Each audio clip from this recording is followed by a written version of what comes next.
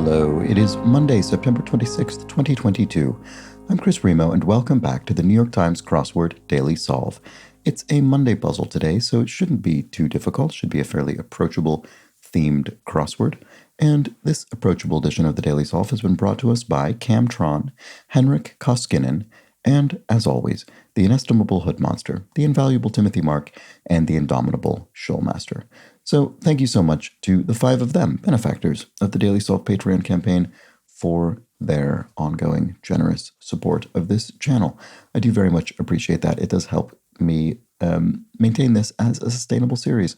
So thank you so much to them. If you'd like to join their ranks, you can get the Daily Solve Let's Check the Crosses mug by becoming a benefactor at patreon.com/dailysolve. There's a link in the description field, of course. And thank you to everybody who has backed the Patreon campaign at any level. I do very much appreciate it. For that, you will, of course, receive access to all of the bonus videos that have gone up on the channel to date, as well as the new ones that go up each week. I still have that most recent New York Times acrostic that I recorded that I need to revive somehow. I need to figure out what to do with that video because no audio recorded, so I may do a redub over it for the Patreon campaign. I just haven't had time the last couple of days to do any extra things, but I will think about that soon. Anyway, you can subscribe to the channel, of course, on YouTube. Thank you to everybody who's done so. And you can join the Daily Solve Discord chat server community in a link in the description field underneath the video. So, all that said, let's get on to today's puzzle. This is, as noted, a Monday crossword. It was constructed by Margaret Cycle, who has done about half a dozen crosswords for the New York Times, and it was edited, as always, by Will Shortz. So let's start solving, shall we? Regions. I mean, the first thing that comes to mind here is areas. Could be zones. But when we look down, we see kindergarten basics are ABCs, probably, which I think I'm especially convinced of that because of the A from the potential areas. So let's go ahead and put that in. I before E except after C, e.g., is a rule. And of course, even that isn't necessarily, it's not strictly a rule because there are other exceptions to that ostensible rule. But, I think that's the answer to the clue. Children's book author blank Carl. Okay, I do recognize this. I think Eric Carl, is it the Hungry Caterpillar or something like that? Am I combining two titles? Anyway, Eric Carl. I think it's something, a caterpillar book. Pretty sure, children's book author. Donkey used as a pack animal, a burro. Burro is a donkey used as a pack animal, and I think is also the derivation of the food term burrito. I think a burrito is a little burro, I think. Okay, what about this? Not drunk is sober, of course. There we go. Took me a second for some reason. I promise I'm sober. Place where elbows bump on a plane, the armrest. And here we have one of our theme clues. We can tell both because it's given an asterisk and because solving electronically, we can see that the answer that must be the revealer is highlighted, the answer that's going to tie together all of the theme clues we will eventually solve. Anyway, indoor bouldering locale is probably a climbing gym. And given this is a Monday puzzle, we wouldn't expect this to be I wouldn't expect this to be a deceptive theme clue. I would expect this to solve normally, and then there will be something connecting all of these that we'll see later. Okay, philosopher Descartes, René Descartes, famous philosopher. And a unit of work in physics is an erg, a unit of work, small unit of work. Made over from square one. You redid? Is that? I wonder why it needs to say from square one. Maybe that's just to be extra clear since it's a Monday crossword. Just wondering if that means something more declarative than simply redid. I'm not sure. Pastoral poem, maybe an idyll. Same route that leads to an idyllic place, that sort of thing. But not an ode, of course. The pastoral bit is what makes this an idyll as opposed to a poem of praise or what have you, an ode. Okay, made over from square one is redid, and to wear away a soil is to erode the soil. If If you watched a neighbor's pup, so it was redid. Okay, so I just went ahead and sort of put that in, but I guess that's right. Watched a neighbor's pup say is dog sat, I would think, and cassette submitted to a record label is a demo tape. I mean,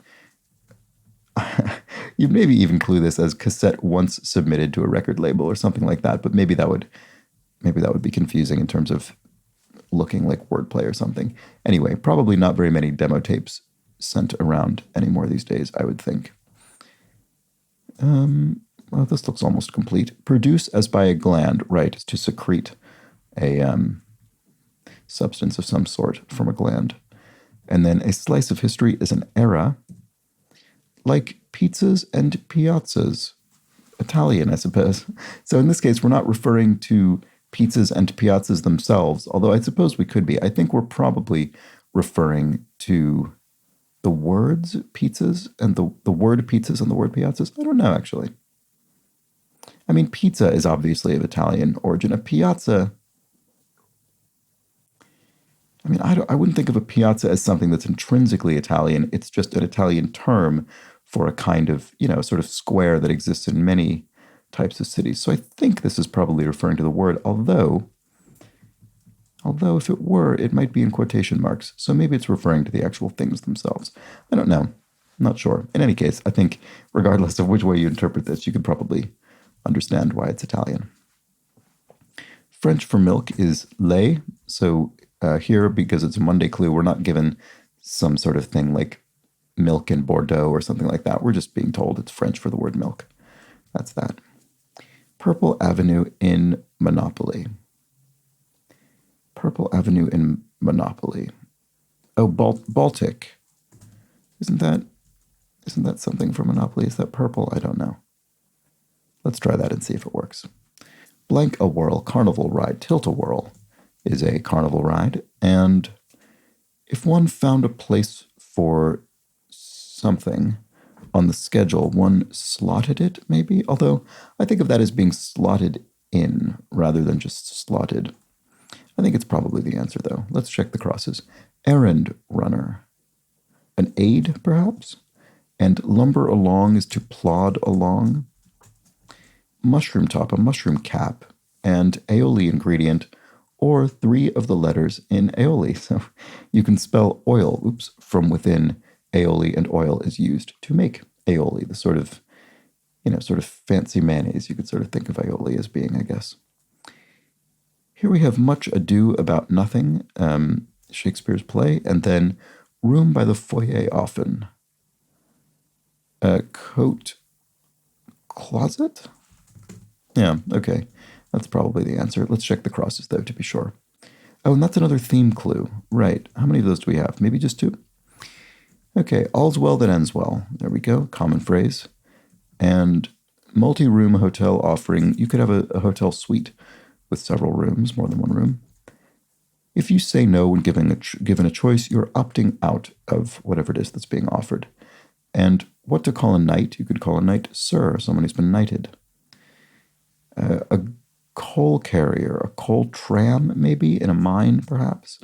In a coal mine, that could be it. And group that opposes foie gras and wearing fur. PETA. Is that how you pronounce it? PETA? The people for the ethical treatment of animals are famously anti-fur and, less famously but unsurprisingly, anti-foie gras as well. I must be dreaming. Pinch me, people sometimes say. I wonder, does that work? If you're pinched in a dream, do you wake up? Is that a thing? It's one of those things that's depicted so incredibly frequently in film and television and cartoons and things. I wonder if there's any basis in reality. Was it just an idea somebody had in fiction once, and it's somehow managed to become ubiquitous? Janice Blank, Mean Girls sidekick. Don't know. I mean, I've seen the film Mean Girls, but I absolutely don't remember this character's name. Okay, let's jump back up to... We've run out of steam on my kind of just lackadaisical solve path, so let's go back up to solving in order. Too bad, so sad. It could be alas, maybe. And if something is off in the distance, it's afar. Good person to ask to show you around town. A local would make sense for that purpose. And kids may make one out of pillows or snow. You could have a pillow fort or a snow fort. blank and outs, ins and outs, and to do something is to act. The male equivalent of a she shed. Oh, a man cave, I suppose. What terrible phrase. It's she shed, man cave. But there we have it. And cookie to the Brits, a biscuit. So biscuit is used in a very similar way to how you'd say cookie in the US. They don't necessarily strictly refer to the same thing, but I think that's in part because even American-style cookies are less common in the US, even aside from the vocabulary, just the items themselves. But it is true that biscuit is also used where cookie would often be. And in fact, I've noticed that often cookie is used specifically when referring to sort of an American-style chocolate chip cookie or something in the UK. Anyway, let's move on. Stubborn animal. An ass is associated with stubbornness, a donkey, which is related to a burro, right? A donkey is a hybrid of a horse and I don't know. Sorry. These are things I know, and yet I have forgotten, apparently. Miley Cyrus's party in the, looks like USA, I suppose. I'm not sure, but that must be the answer. Let's check the down. A big one might be standing in a concert hall. Yes, okay, there we go. Standing ovation. Standing to applaud. And the heart of the matter would be the gist of a particular idea or topic. To gather as support is to garner support, perhaps? And ambitiously pursue as an opportunity is to something at it, I guess. But what about this? A den could be a lair, animal's den, or I guess a sort of villain's den or lair or something. Kind of sleeve that extends to the collar. Oh, this looks familiar. What is this? Oh, it's on the tip of my tongue, but I can't seem to get it. Oh, here we go. Oh, this is our revealer, right. Or no, wait, but I thought this one was being highlighted. Oh, interesting. We have, oh no, sorry. I did my classic thing. I was looking at I was looking in the wrong place. This was not the thing that was highlighted. Okay, this is not the revealer. It's a place to buy a painting. I need to remember to look up here, which is an art gallery. You'd think after solving so many of these, I would remember that the highlighted clue is always in blue, but for some reason I consistently seem to misread this as well and look at the across. Anyway. Okay. Claims rated 4 Pinocchios, say, are lies. So what is this, Raglan? Maybe I didn't have this in mind. Maybe I think I was thinking of something else. Running portion of an Ironman race, a marathon. Yeah, Raglan or Raglan. Okay, that wasn't what I was thinking of. I don't know what I was thinking of. But marathon, clearly the running portion of an Ironman race. We had Ironman come up last week sometime, I think. Okay, to ambitiously pursue as an opportunity. Oh, to leap at it. There we go. Very, very good. And to give support to someone or something is to bolster that person or cause. If one faces a pitcher in baseball, one bats. And the birthstone for most Libras, this isn't knowledge I have, which is annoying because it comes up fairly frequently, this kind of thing, but the O and the 4 letters make it seem fairly clear that's an opal. So gorilla, e.g., is an ape, so the e.g. just meaning for example. Gorilla, for example, an ape. And La Brea Tar Pits, a Los Angeles attraction. Never actually been to the La Brea Tar Pits. And then if one is crafty, one is sly. So let's keep going through the puzzle. Cosmetic reapplication.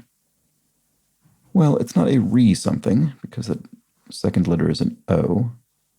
What about this one? Oh, right. Janice, what? Not sure about that. Cars are autos, maybe? I mean, Janice Ian, that's a plausible name, I suppose. Oh, right. Yeah, maybe it is. Maybe it is autos, because that would allow cosmetic reapplication to be touch-up.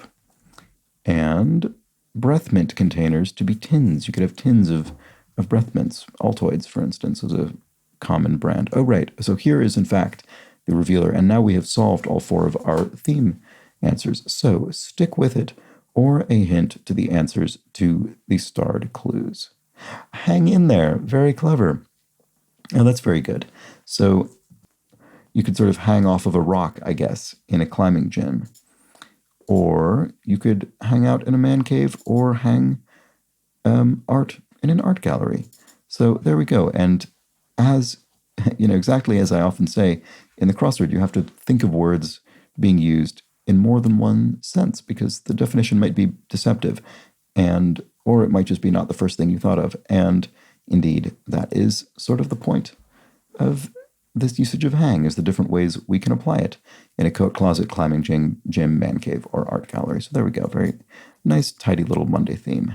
And I like the pattern as well. That's this radially symmetrical disposition throughout the grid. Often themes are exclusive to the across clues, for instance. So this is just a fun arrangement. Okay, what a dove symbolizes. Dove is often a symbol of peace. Rhode Island is the ocean state, and I mean, I think I've heard that before, but even if I had never had, it would have been clear, I think, from the fill. If one aimlessly wanders about, one gads about, and then that, the phrase, a gadabout, someone who kind of is flaneur, a wanderer, that sort of thing. And then that creates proudly brainy sorts are nerds, of course. This Greek letter, omega, and Passover meal is a Seder, so before we fill that in, let's just look at the crosses. To follow as advice is to heed advice. A compulsive feeling is an urge, and a not quite round fruit is a pear.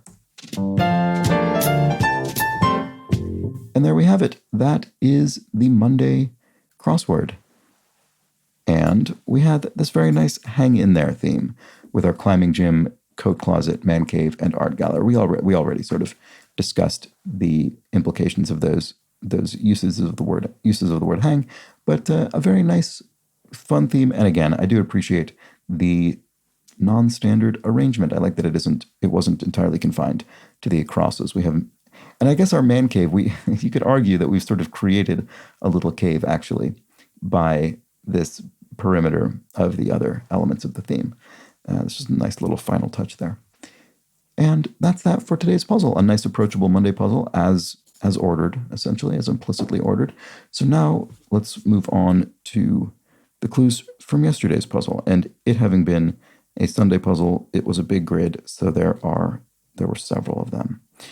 First off, Gary Britton points out, oversight on my part, we had a clue whose answer was cats, and the musical referred to something whose anagram comprised it. And I thought, oh, well, the anagram of cats is acts because you have several acts in a musical. But Gary Britton pointed out the anagram is cast, as in the cast of the musical, which I think mine worked, but I think Gary is right that cast is more fitting. So I think that's a better answer and was probably the intended one. Although I like that it has two different ones, and perhaps that was also intentional on the part of the constructor.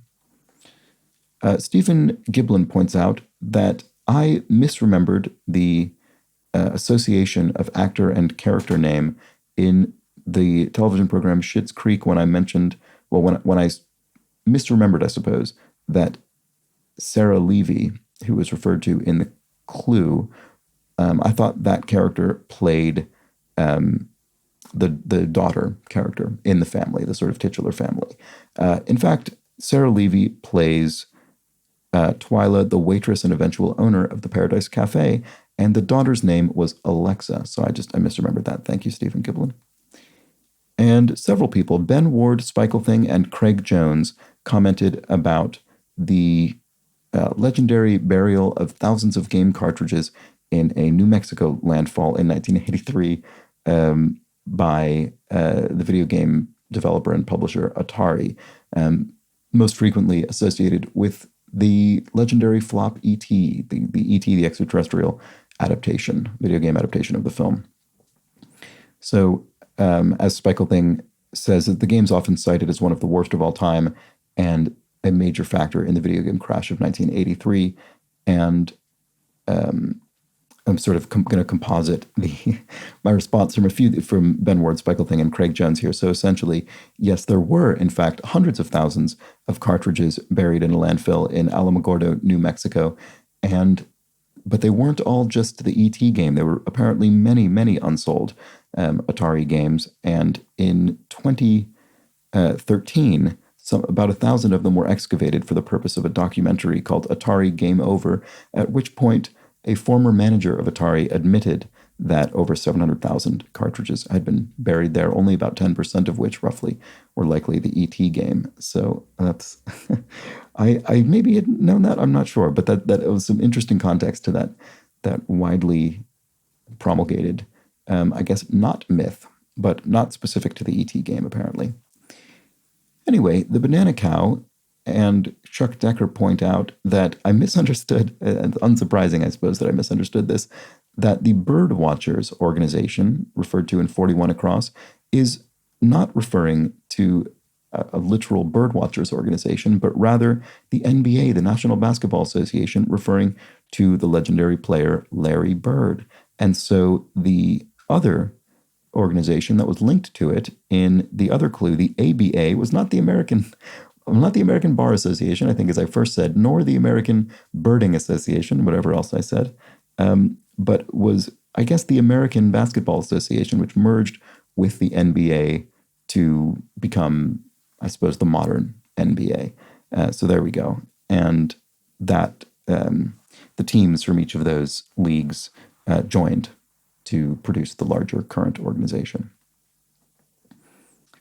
Dances with Logic points out that the capital of Liberia is Monrovia. So I just could not bring that to mind yesterday. Thank you, Dances with Logic. Liberia was the answer to a clue, and the fact that its capital was named after a U.S. president was the part I did remember. Could not remember the president or the name of the city. So thank you. And Jacob Bodway and Brian, each of them points out that Tesla, the unit of measurement Tesla, refers to the strength of a magnetic field. It's the SI unit referring to the strength of a magnetic field. And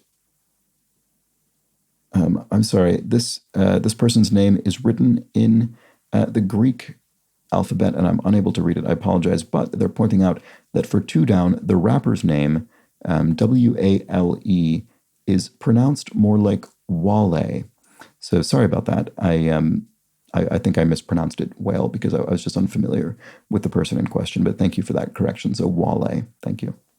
And I think that's all I had.